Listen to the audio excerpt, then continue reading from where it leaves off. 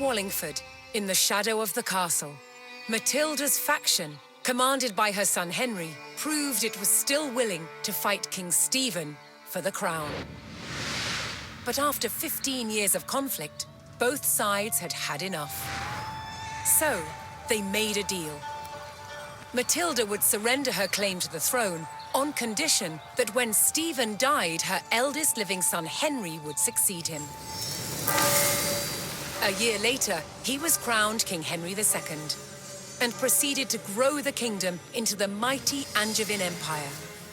But, once again, what the king had spent his life building, his own children were destined to destroy.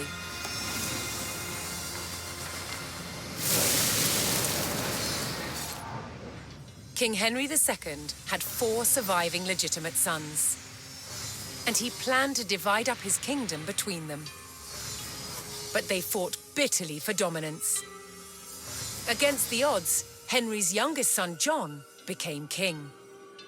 But King John was deeply unpopular.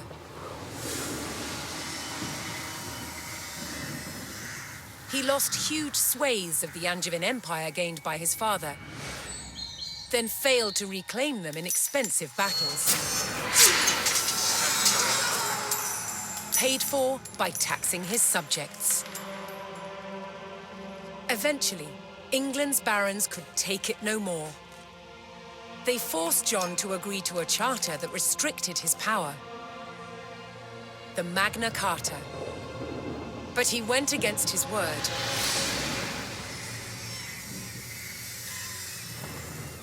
Furious, they rebelled, inviting Prince Louis of France to invade England. In 1216, Louis sailed to Dover and set his sights on taking this, Dover Castle.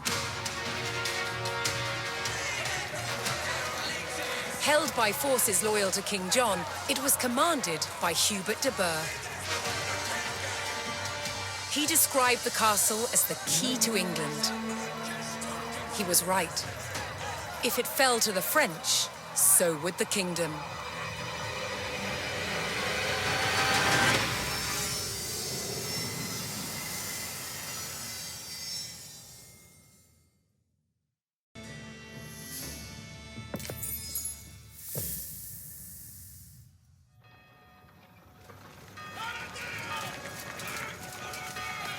Asked to invade by the rebel barons, Prince Louis's French army launched an assault on the castle at Dover. Opening a crack in the outer defenses, the invading forces charged the castle walls. The garrison at Dover would meet the French with clenched fists and an iron will. Dover could not fall.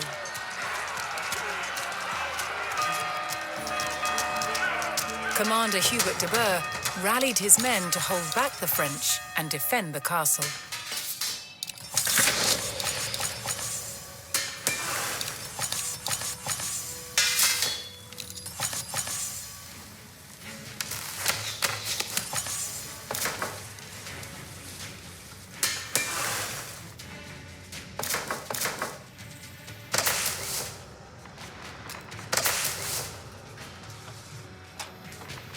What needed to be done? We've been shaken! If you have that he building or not, see to work it. If he'll build that for thee.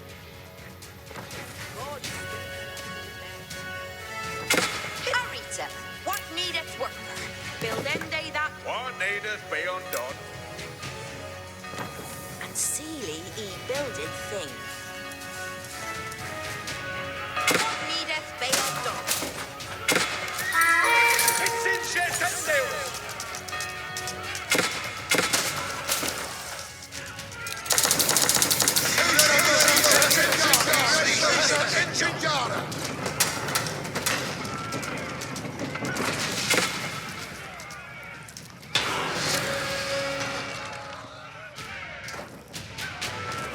While the castle's garrison thwarted the first French attack and prepared for a second, A new resistance force was building in the English countryside. A skilled bowman and fierce patriot, known as Willikin of the Weald, began to muster a resistance to the French invasion. Determined to keep the crown in King John's hands, Willikin would rally every available archer to the cause.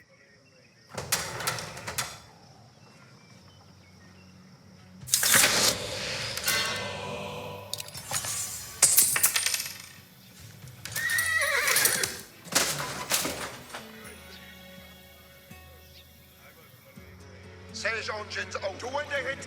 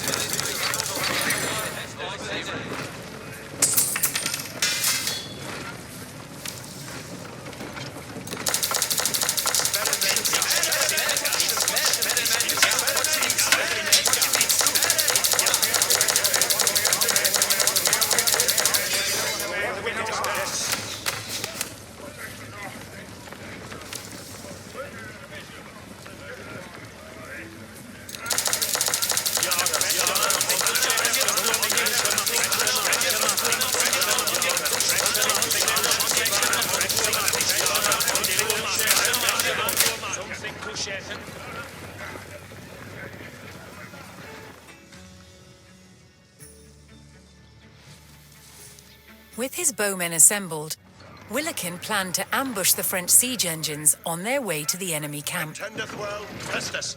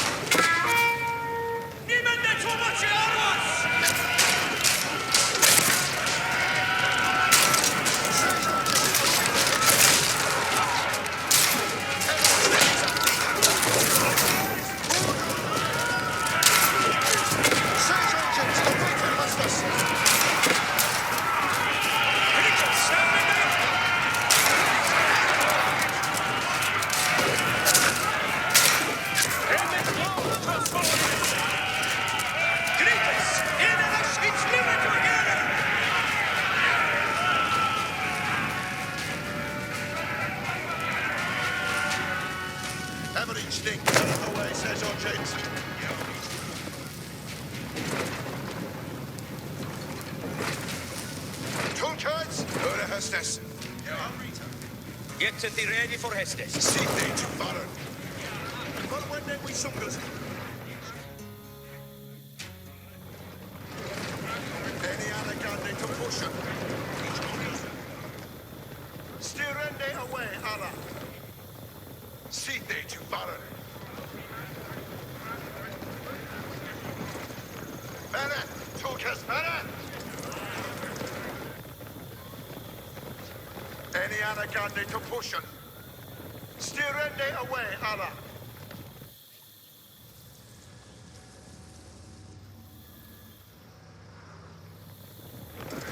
Bene, Tukas Bene.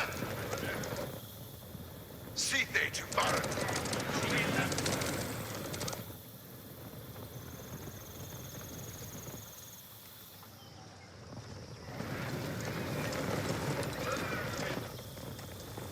Wendy we sungos.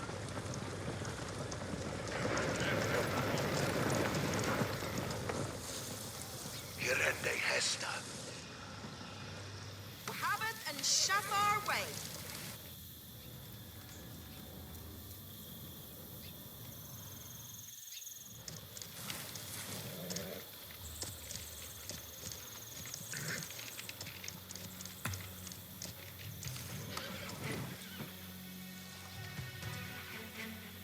Hestes on commander. Tulkert, Ure Hestes. Ja.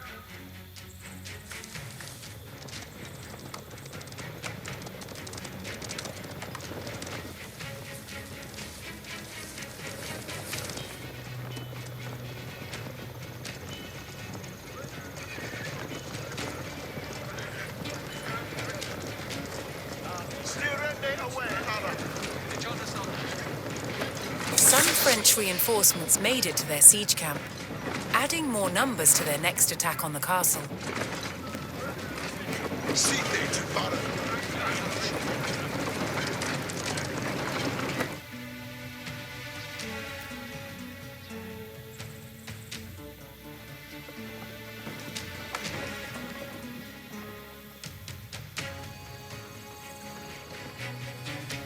Any anagandi to pushen.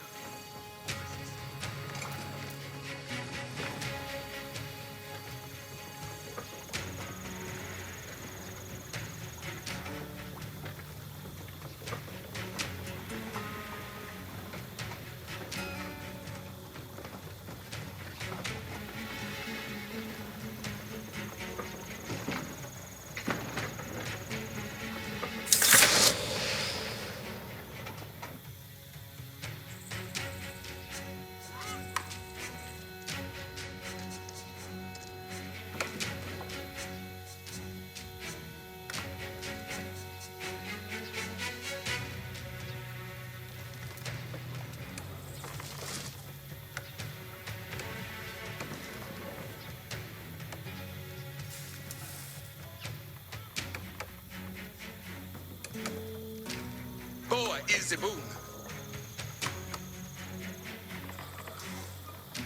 See they to work. You then did that right to know. The shula do they, mate? Yara to Chapin.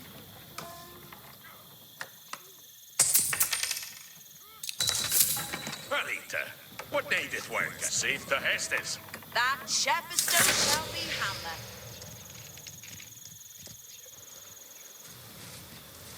After 10 days, Shafar way.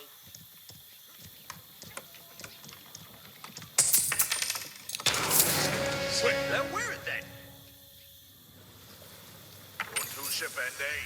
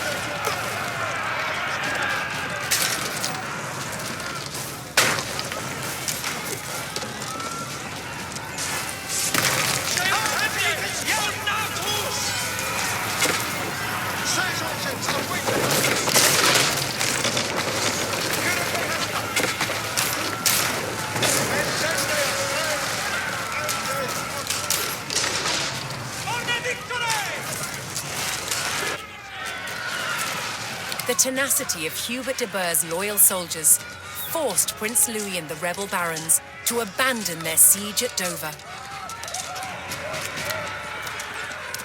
And thanks to the efforts of Willikin's fearless archers, England remained in King John's hands.